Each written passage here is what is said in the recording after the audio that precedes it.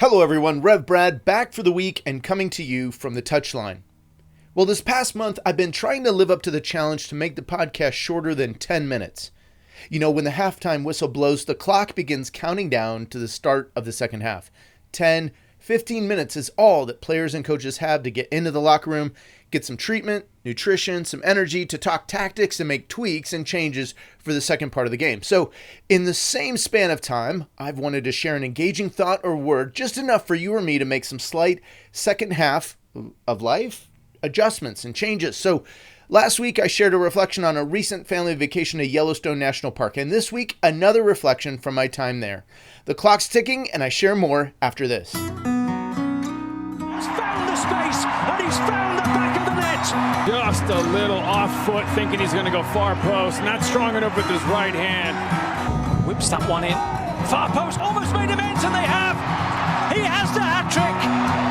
The second in his career. The third of the night.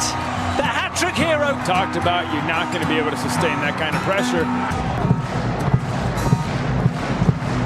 To the corner. Goes towards the near post. And you're the angle, and what a goal! What a goal! It still feels like myself and the family are recovering from 5 days of tent camping in Yellowstone. The other day here in Colorado, the temperatures dropped a bit and we felt a little chilly with temps at 60 degrees. And it brought back some memories of Yellowstone for sure.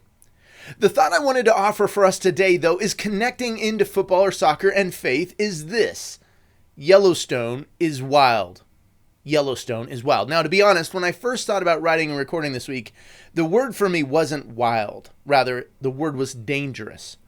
But the more I reflected on last week and talking about Yellowstone is like heaven, I felt like dangerous wasn't perhaps the right word. Now, you might also be asking or wondering, what's Yellowstone being wild have to do with faith and football? But let me explain it with a story. You know, first, before we went on the trip, we were fairly well read up on the dangerousness, the wildness of Yellowstone. We watched videos on how to use bear spray and what to do if we encountered a bear. My favorite was this video where this guy moved a stuffed bear around and he taught you how to use the spray. So when we got to the park, we rented the bear spray. We stayed together in groups. We were loud. We were vigilant of our surroundings. Well, for the most part. Let me tell a story. Day one, we're hiking and viewing the waterfalls of the gorgeous Yellowstone Canyon. And after hiking the lower falls, we decided to have a picnic lunch just 50 yards off of the main parking area for where you can get out to see the falls.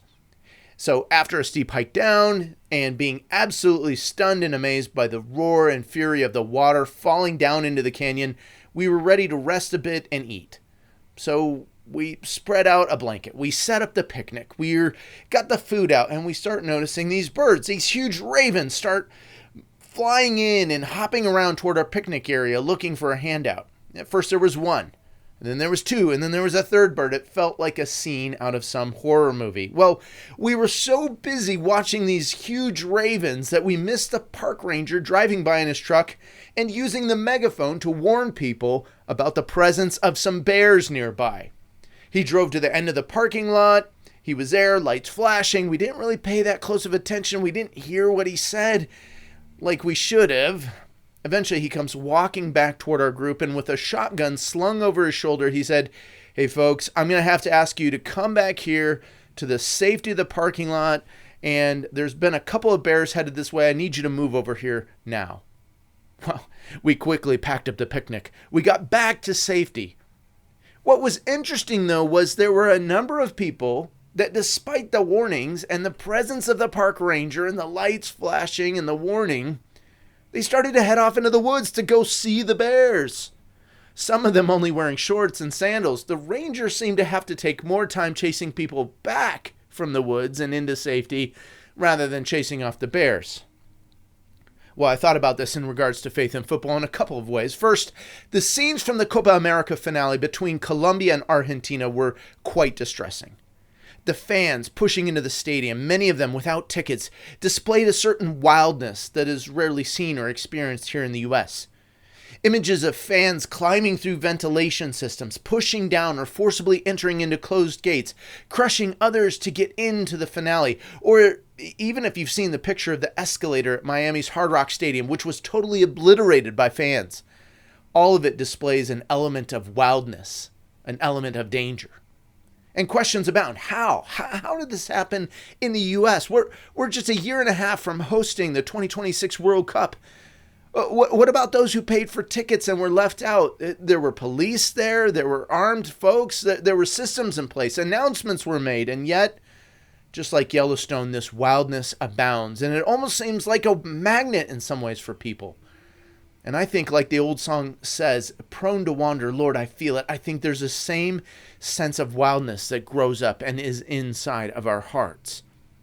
Well, some of the scenes from the Copa finale and Yellowstone reminded me of this well-known Bible story. God had led the nation of Israel out of Egypt. Moses was on the top of Mount Sinai with God, receiving the Ten Commandments and receiving instructions on how to lead the people and how the nation were to live and to act. And the people down below in the valley got antsy. They became impatient. Moses had been atop the mountain some 40 days and 40 nights. And so the people just thought, well, where's this guy? He's left us. He's abandoned us. Who knows? Is he even alive? And the people took matters into their own hands. They told Aaron the priest, they go, hey, make a golden calf for us. We need a God to lead us into this new country, into this wilderness environment that we're about to go into. And so Aaron fashions an idol, an image, a god to lead them, a golden calf. Moses comes back down the mountain and he is pissed. He goes ballistic. He destroys the stone tablets and then destroys the golden calf. Exodus 32:25 says this, Moses saw that the people were running wild and that Aaron had let them get out of control and so become a laughingstock to their enemies. And my friends, what follows next was not pretty, but Moses had to get people back into control. My friends, we all have a proclivity to wildness.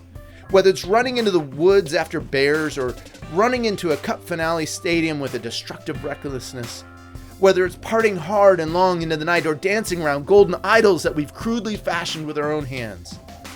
So let me, friends, be like that park ranger patrolling and trying to protect you, trying to protect people from the wildness of Yellowstone. Come back into safety, come away from danger.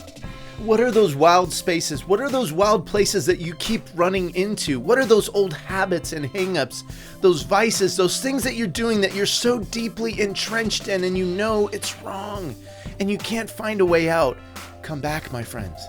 Come back into safety. Come back to God. Come back into places where people who love you and care for you can give you the help and support that you and I desperately need.